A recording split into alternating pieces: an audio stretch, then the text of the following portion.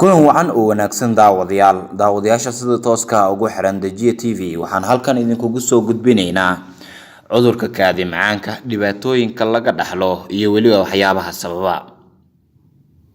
Haddaba cudurka kaadi macaanka oo afka qalaad lagu yiraahdo diabetes maxaa keena, sidee loo daweeyaa iyo qaabka ugu wanaagsan ee looga hortagi karo ayaynu faaladan ku eegeynaa. Cudurkan halista ah ee kaadi macaanka kaadisa korowna Soomaalida qaar ay u taqaano ama afka qalaad lagu yiraahdo diabetes waxa uu ka mid yahay cudurrada loo yaqaano chronic diseases kuwaas oo ah cudurrada aan dawo loo hayn laakiin gacan ku hayn ama control lagu sameyn karo. Cudurkan waxaa loo kala saaray laba nooc oo kala ah, type 1 oo ah heerka koowaad iyo type 2 oo ah heerka labaad.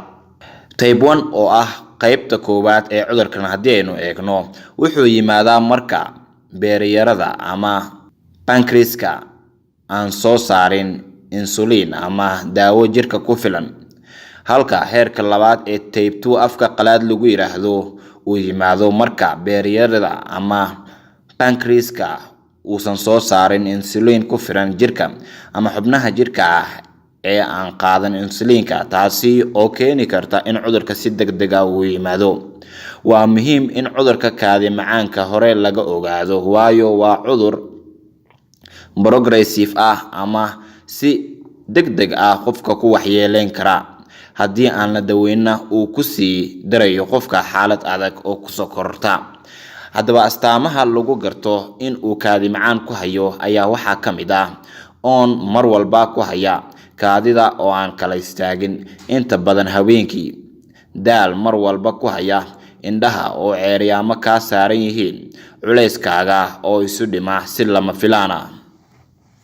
Cudurka kaadi macaanka heerkiisa koowaad ee type 1 haddii aan eegno wuxuu ku dhici karaa da' waliba. Inta badan waxaa lagu arkaa dadka da'doodu ay ka yar tahay 40 sano, iyadoo caruurta ay ugu badan tahay 10%. Dadka qaba kaadi macaanka waa nooca type 1 ama heerka koowaad ee bilowga cudurkan, iyadoo mararka qaarkood loogu yeero childhood diabetes ama kaadi macaanka caruurta ku dhaca.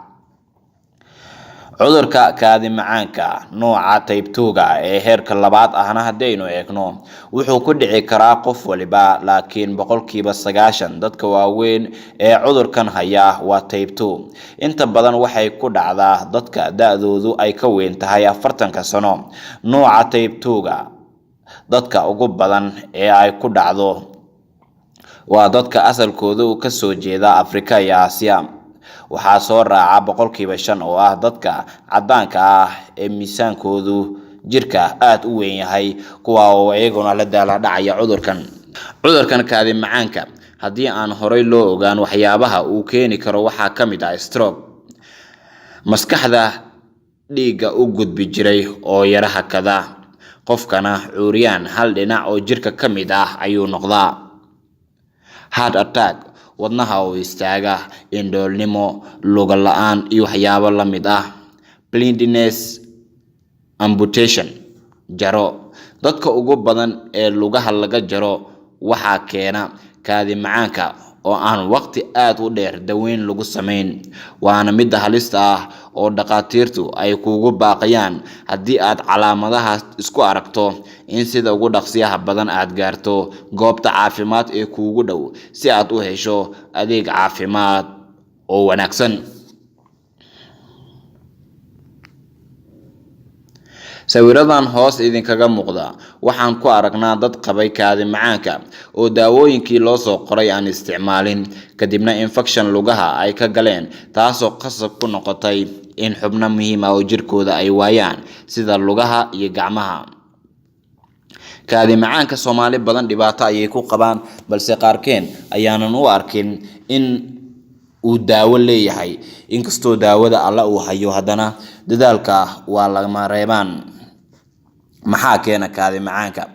Waxyaabo kala duwan sida ama hidahaaga, meesha uu ka soo jeedo, qoyskaaga taariikhdiisa, caafimaad, qowmiyadaada ama deegaanka aad ku nooshahay ayaa mar walba saameyn kugu yeelan kara.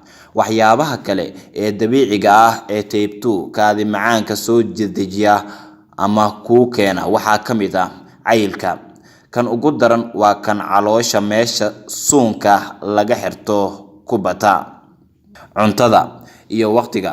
Cunto culus haddii aad ku quudatid wixii ka dambeeya oo aad jiifatid waxa ay keeni kartaa calaamad halis ah waana xilliga 8 habeenimo maxaa yeelay waxaa loo baahan yahay marka aad cuntada isticmaasho inaad jirka dhaqdhaqaajiso si cuntada ay kuugu degto waxaana dhaqaatiirta ay u arkaan tallaabadaas inay tahay mid aad halis u ah. Da'da. Markii ay sii weynaato da'daada isla markaana cuntadii aad ku nooleed aan waxba ka bedelin mar walba halis ayaad ku jirtaa. Waxaa muhiim ah in la ogaado cudurka kaadi macaanka ma lahan wax xanuun ah haba yaraatee taasoo qofka qaba mar walba ku fikira haddii xanuun aan jirin wax ku haya ma lahan ee iska joog ayaad isleedahay balse jirkaaga ayuu saameyn ku yeelan karaa. Cuntada ugu wanaagsan ee dadka kaadi macaanka qaba ay cuni karaan waxaa ka mid ah cuntooyinkan halkan idinkaga muuqda waa cunto jirka u roon isla markaana waxa ay ka caawinayaan in jirkaada uu iska difaaco sonkorta aadka ugu badan adigoona lagaga baahan yahay in dadaalo dheeraad ah samayso. Markaad fiiriso dadka miyiga ku nool waxa ay isticmaalaan waxyaabo isku dheelitiran waxaana ay ka caawinayaan tallaabooyinkaasi in marnaba uusan soo weerarin cudurkan halista ah ee Soomaalida meel walba ay joogaan dhibaato ku qaba. Haddaba haddii aad joogto magaalo fadlan ha iska aadin goobaha daawooyinka lagu iibiyo ee waxaa habboon inaad raadisid dhakhtar ku habboon misna aqoon u leh arrintan si uu kaaga caawiyo arrimo kala duwan oo muhiim ku ah. Waxaa la isweydiin karaa maxaa muddooyinkii ugu dambeeyay bulshada Soomaaliyeed ku badiyay cudurkan. Dhaqaatiirta waxa ay sheegaan in cuntada Soomaalida ay isticmaalaan intooda badan aysan ahayn kuwa isku dheelitiran taasina ay keento inay la daalaa-dhacaan cudurkan. Waa cudur haddii aad iska daweyn kartid ay ku fududahay balse inteena badan kama warqabno xaaladeena caafimaad. Faaladan waxaan ugu talagalnay inaan idinkugu soo gudbino habka ugu wanaagsan ee aad uga hortagi karto cudurkan iyo sida ugu wanaagsan ee aad isaga daaweyn karto haddii uu ku soo weeraro.